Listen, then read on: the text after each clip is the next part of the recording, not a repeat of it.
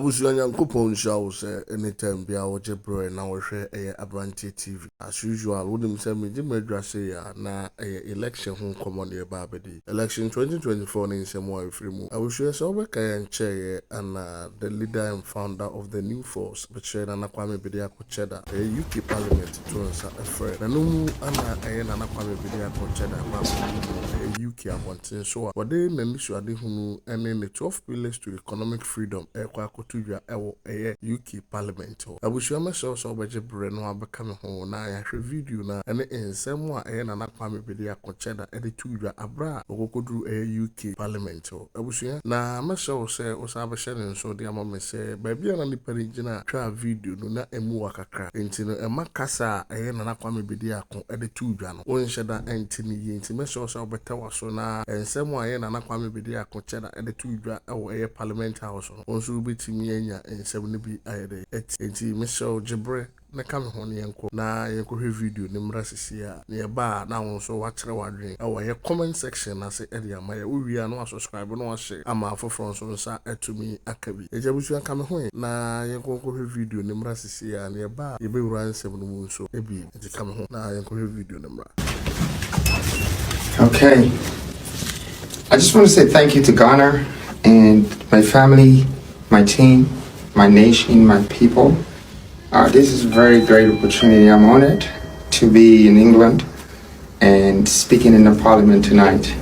I'm going to share a speech with you that is really deep down. How you doing?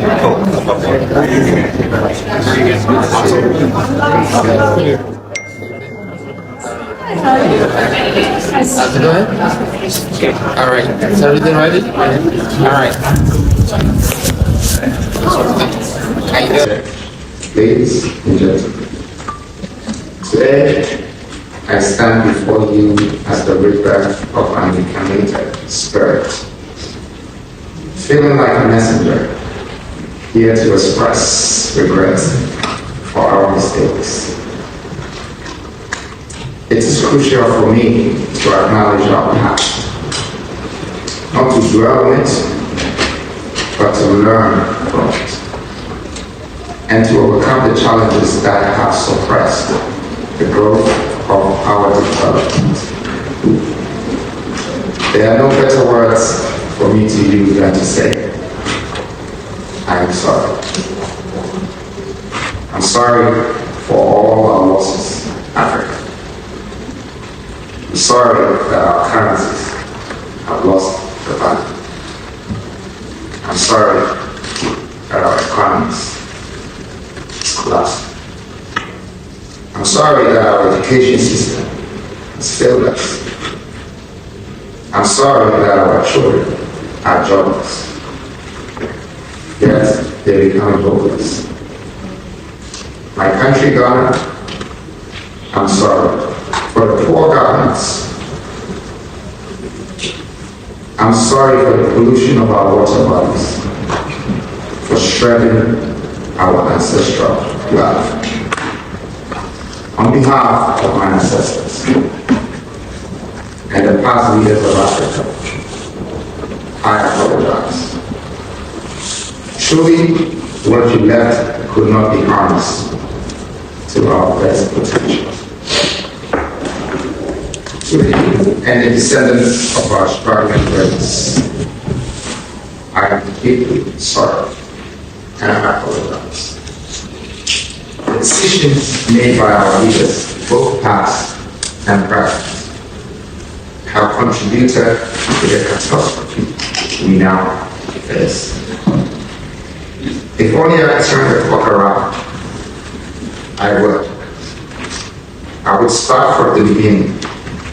But since time has carried us into the speed of light, where going back is impossible, we either move forward together or stand separated. That's why I stand before you today to apologize for the people of Ghana, the people of Africa, and the diaspora.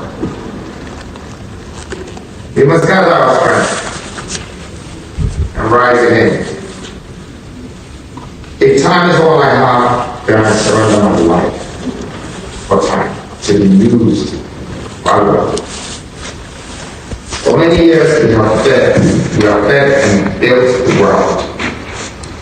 Our uranium has empowered heroes of sustainable energy and forged global superpowers. Our minerals, such as cobalt, are in mobile phones and computers that drive the home world.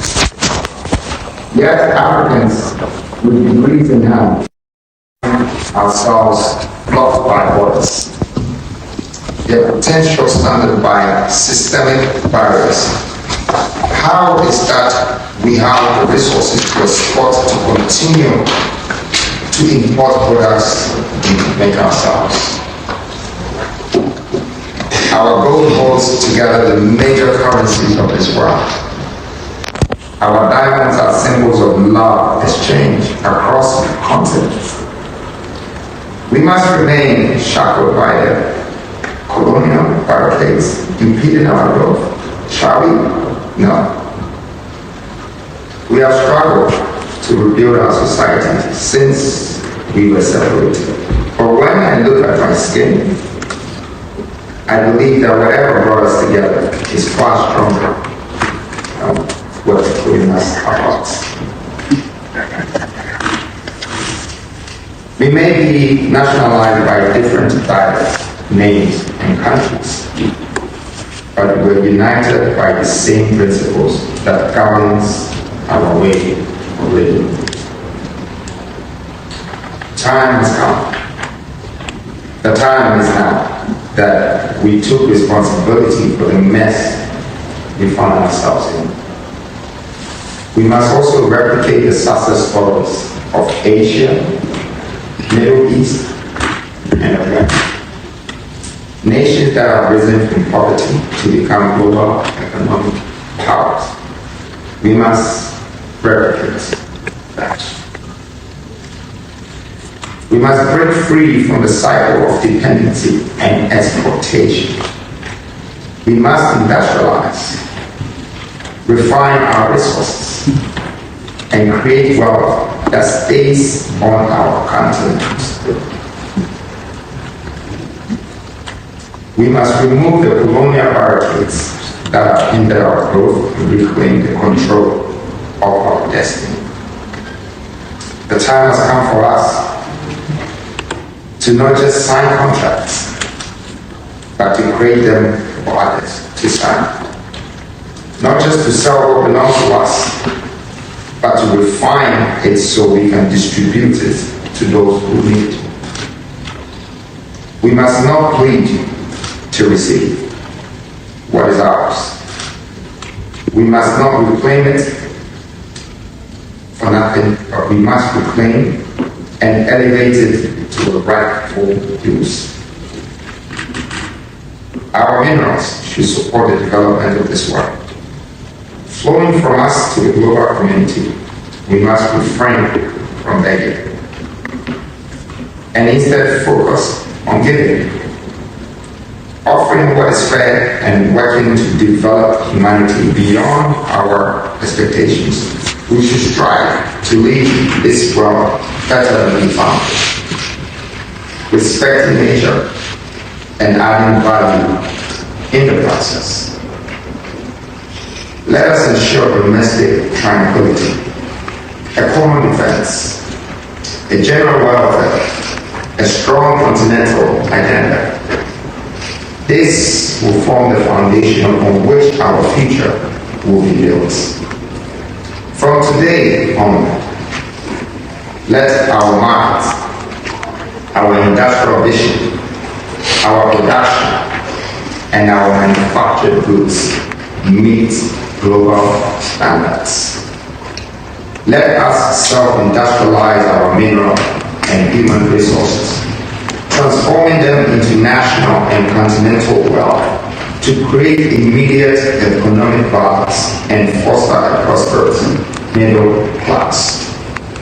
The privileges and immunities of our citizens should never be compromised. Let's begin to retrace our steps to regain our power, which led us to peace, freedom, and justice. This moment, I ask the universe to ignite its forces to grant us freedom, prosperity, long-lasting justice, protection, and understanding. This is not a journey for us to walk, but it is a journey for us to build.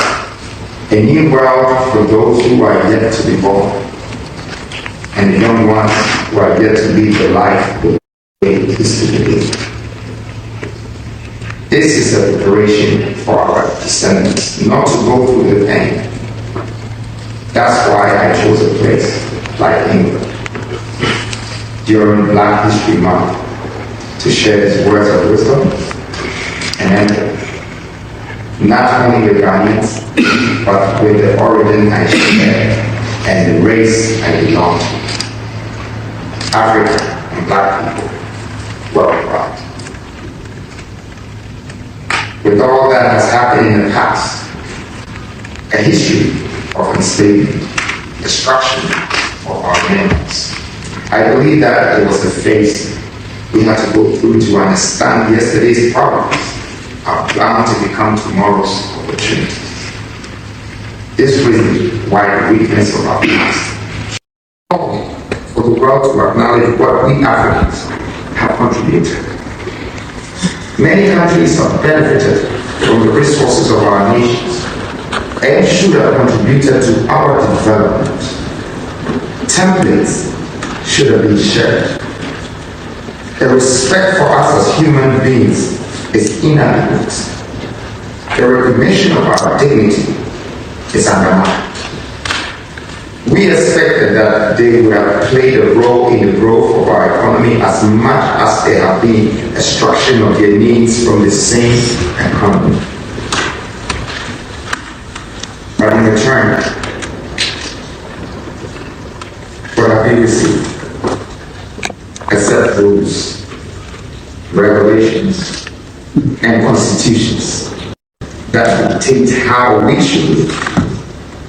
Many of these have undermined our potential and limited our true abilities. As a result, we have not been able to fully express our purpose for being here. This is a petition to the world and to the countries that have been benefiting from the lands of our forefathers, the lands where our ancestors were uprooted, scattered across the sea, their races lost to history, yet nothing was returned to us but defeats. My petition is that, despite the global climate crisis and countless other issues we face today, this world was meant for all of us to manage and make it a better place. Some parts of it have tried, while others have endured centuries of hardship. Now the time has come for balance, an equal and fair way of living, built on strong international relationships.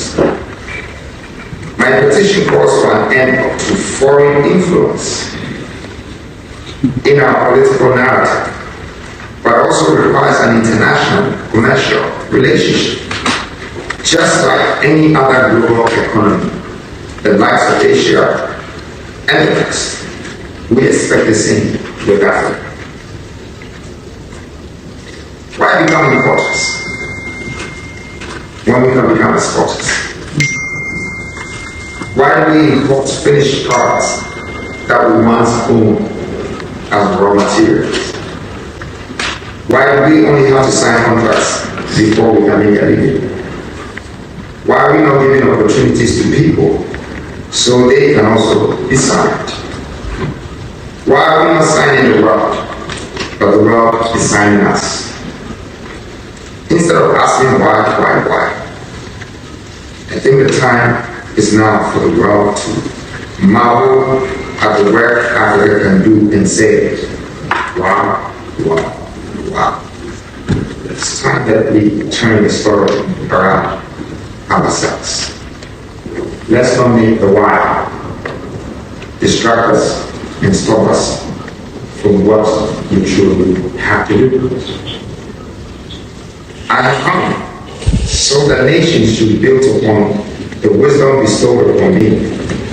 Countries will develop, continents will be reformed, and we will be redeemed. After all, the world you call me.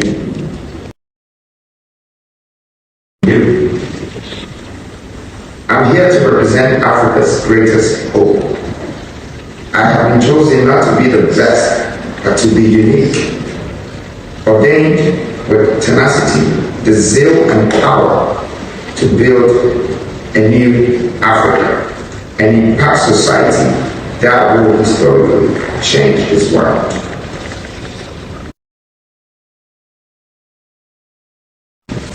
These changes will come as a result of the 7 pillars for economic freedom, which I'm going to outline, and that's the embodiment of my speech.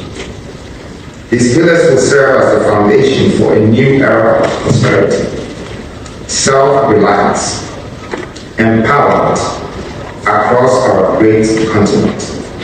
Through them, we will unlock the potential of every African nation and build a future where economic independence and social justice will go hand in hand. More crashing debts driven by foreign exchange rates. A single African currency will unite us in economic purpose, shield us from exploitation, and give us the power to dictate our financial destiny. If you allow me, I'd like to take you to the floor. Please, do not forget that the currency is you. Until you decide to strengthen your currency, you don't have value for it. The human resource is by far the most strongest, most powerful resource on this planet Earth. And everything will rotate around us. Pillar 4.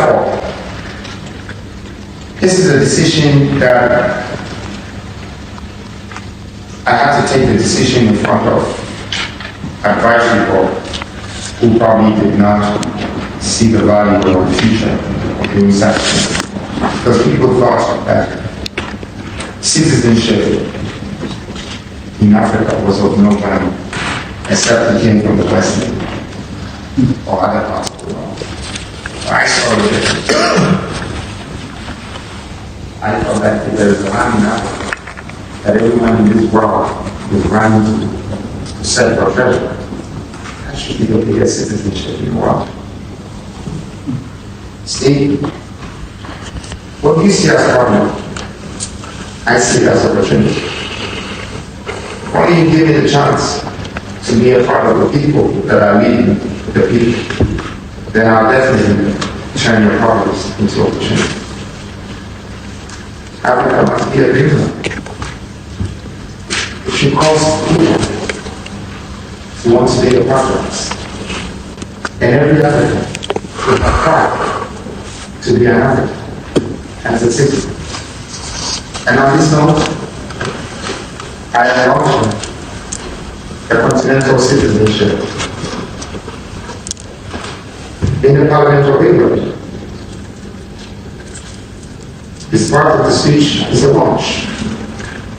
That we're launching our continental citizenship, which is the first option for me to raise $50 billion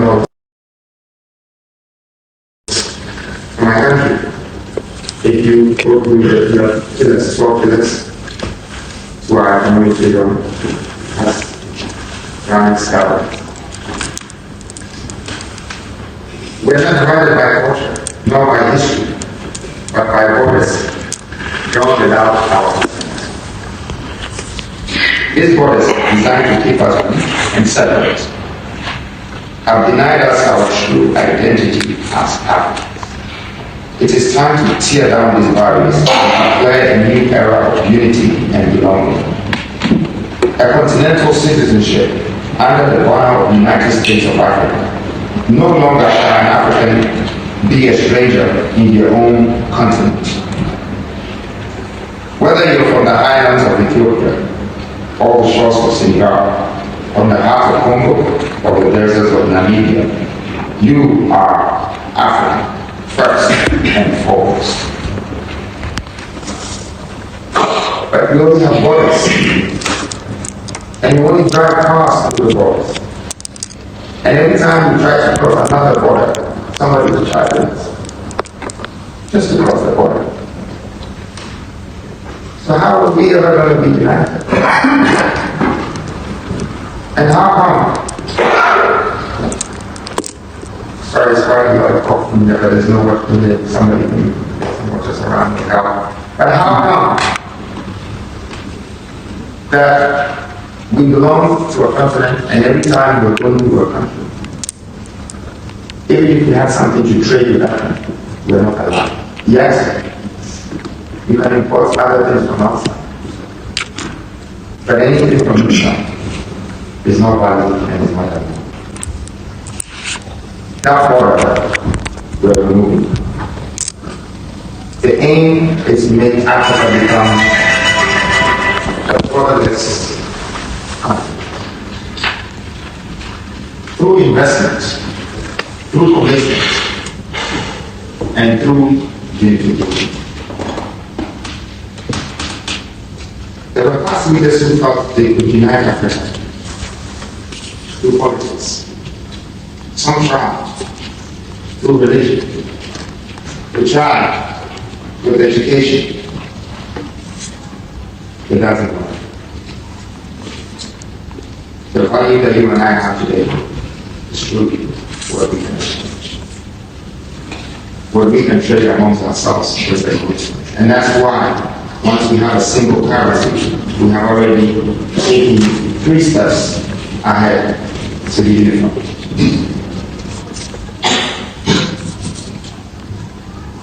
And so, this citizenship will give us the power to trade our minerals and manufactured goods amongst ourselves.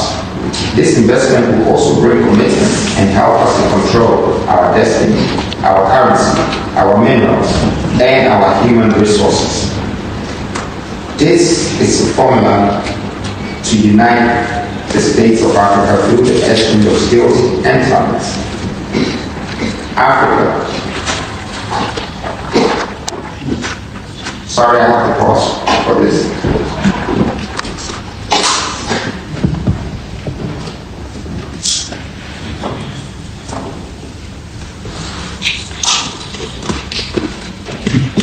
And I'll be here. Please do me a favor, somebody can hear this somebody needs to look. If you may proceed. Yes.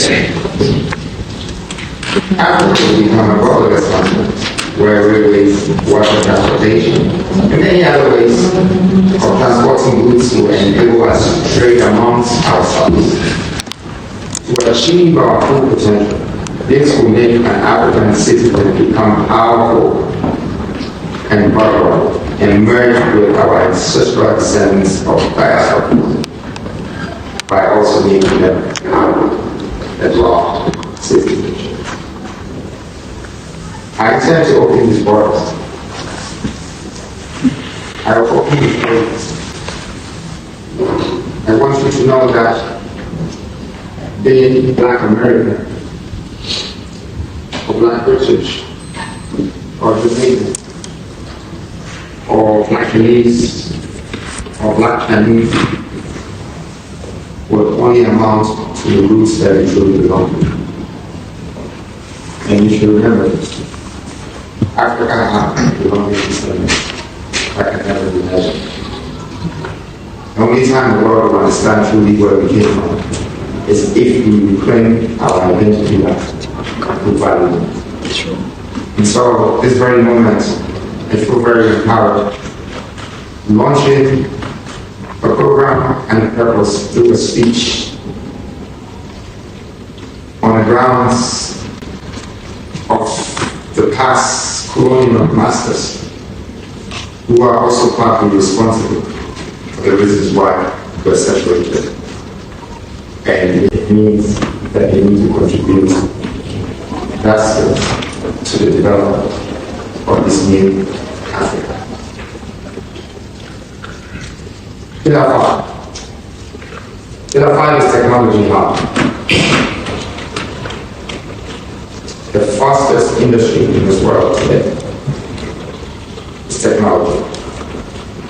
And it's also become the most powerful industry. It's technology. We can't get married without having technology to amplify us to the world. We can't have things without having technology amplifying us. Technology is very important. Every mobile phone, laptop, and gadget we see has Africa in it. Without cobalt from Africa, because of the gadgets that we require, Africans have been responsible for this. Yet we don't even have manufactured, or we haven't even manufactured phones or laptops within the African countries. It is time for Africa to take its place as the global technology hub, not just the supplier of raw materials, but creator, the innovator, the leaders of the fourth industrial revolution.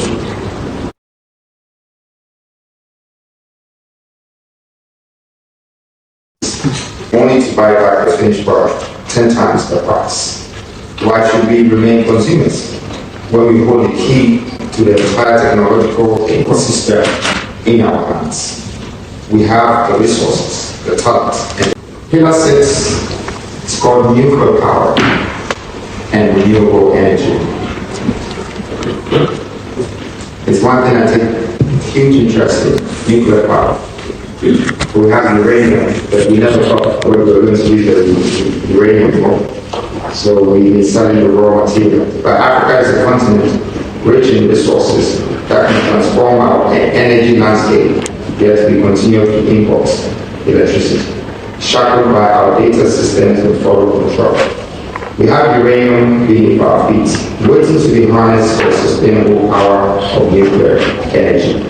With this power, we can unleash a new era of affordable, reliable energy that will give us the best tariffs, igniting our economies and empowering our people. But that's not all.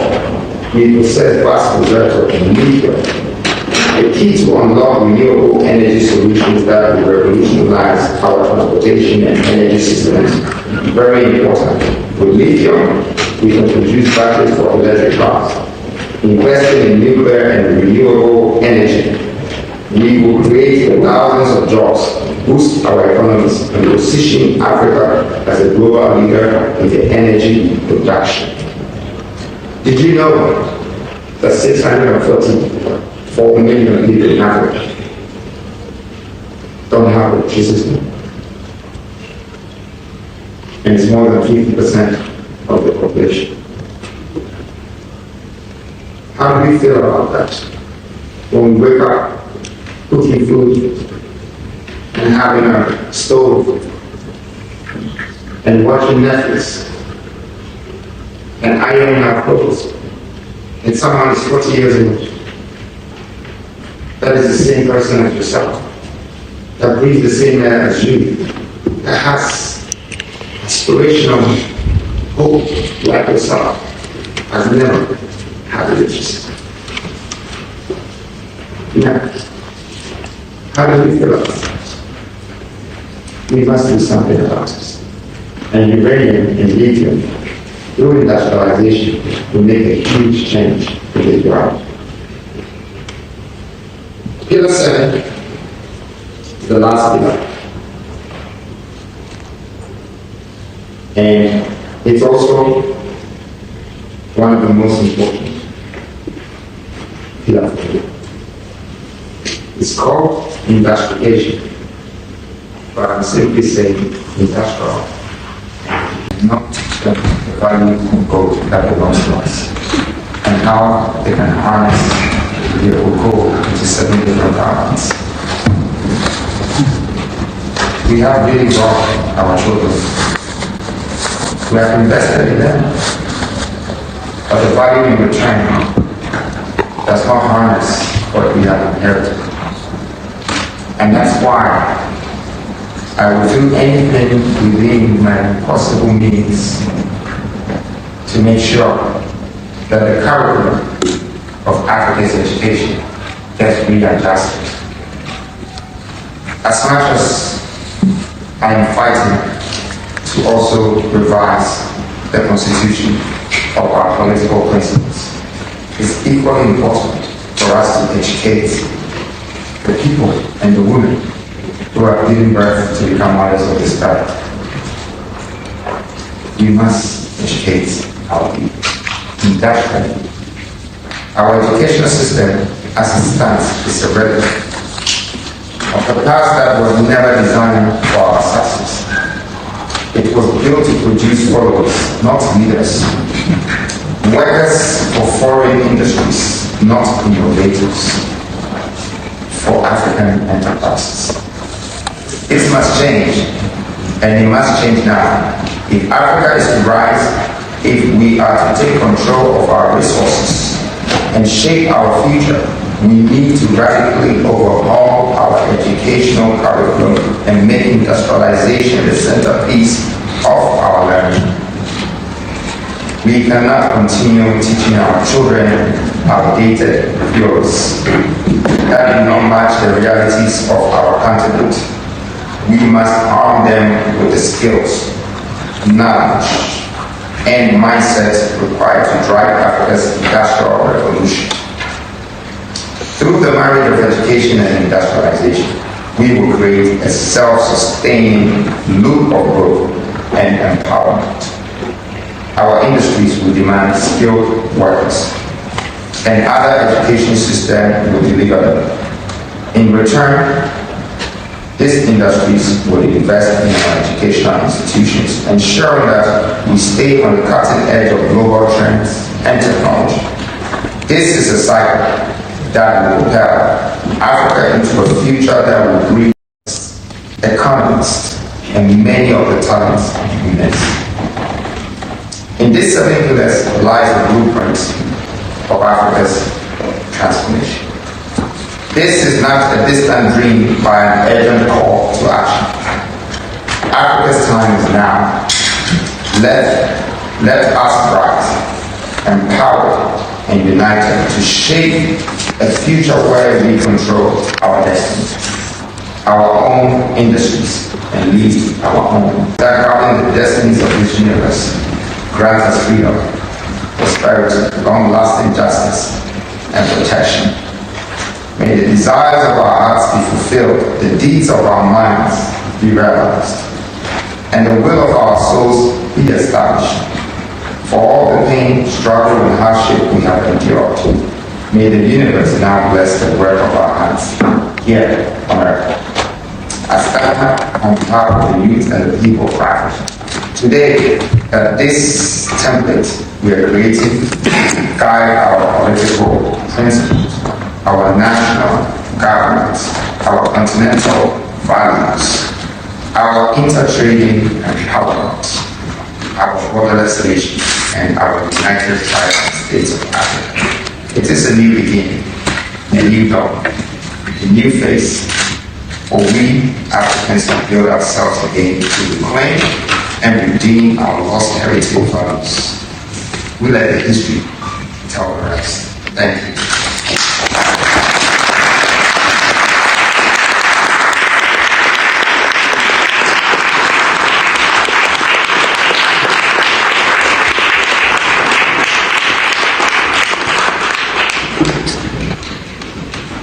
I said so many sorry in the beginning of my speech that I forgot one sorry that was so important, that I was late. And tonight, you guys are taking me out for dinner. I will end up watching all of it.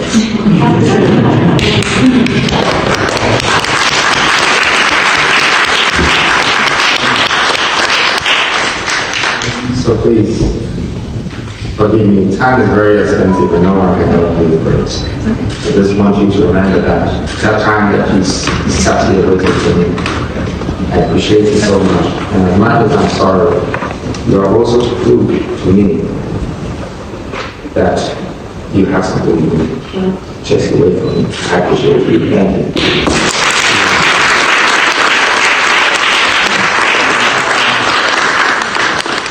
Everything I said, there is a 10-year plan, which is a 10-year mission that Shalima will introduce to us.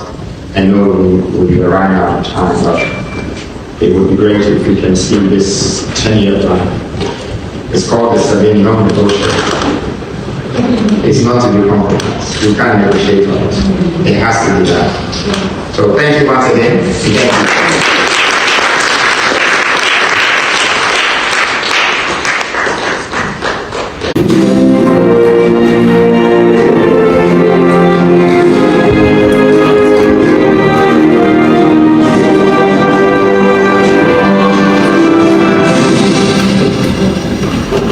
Today, my plan begins.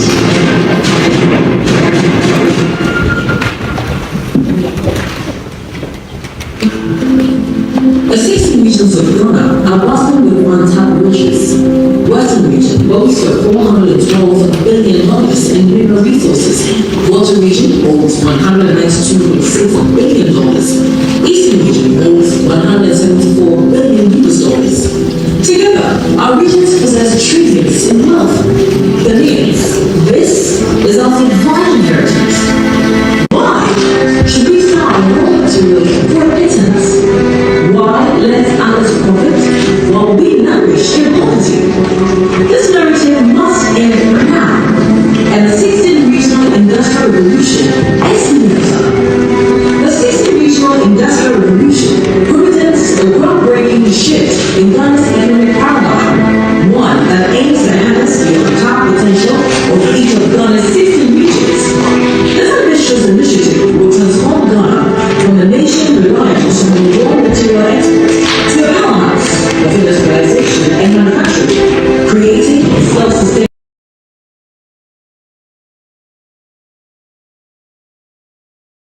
This revolution is on really the dawn, nation builder, multi-generator, and job creator. Now envision a Ghana where our parents are just a mind, but transformed into users, and picture foresight turning forged into steel, right here in Ghana, a country where hundreds of thousands of jobs are created for each region to extract, process, and distribute the region's mineral.